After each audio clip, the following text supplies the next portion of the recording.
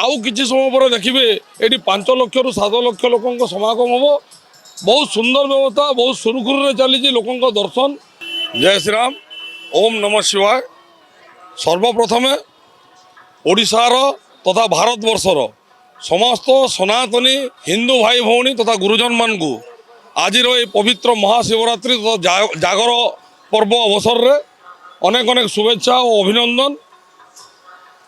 मु कहबी वर्तमान मंदिर मालिनी भुवनेश्वर सहर प्रभु लिंगराज को मंदिर रे आम वर्तमान अच्छू। अत्यंत सुंदर व्यवस्था सरकार व्यवस्था तथा ये मंदिर कमिटी जो सुव्यवस्था कर स्वागत करुचु, साधुवाद जनाऊँ, धन्यवाद दौचु। लक्ष लक्ष लोकों समागम ये हुए आप जानते।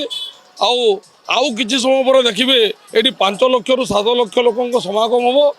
बहुत सुंदर व्यवस्था, बहुत सुरुखुरु चली लोकों दर्शन एवं भक्त बहुत सुंदर आकार आसिक ये दर्शन करके जाऊँच, जहाँकि अत्यंत स्वागत योग्य बोली कहबी। बहुत सुंदर कार्य बोली कहबी। मंदिर कमिटीर ये जो प्रचेष्टा बहुत सुंदर बोली कहबी। विगत दिन ये विभिन्न प्रकार अघटन घटी, किंतु यही वर्ष अत्यंत सुंदर आकार रे प्रभु दर्शन मिलूँ। आउ देवादिदेव महादेव ये पवित्र शिवरात्रि अवसर रे मु समस्त श्रद्धालु जन देवा चाहूँगी सरकार नियम मंदिर कमिटीर नियम को मानी आपण मैंने प्रभु दर्शन करूँ, प्रभु ठार आशीर्वाद प्राप्त करूँ।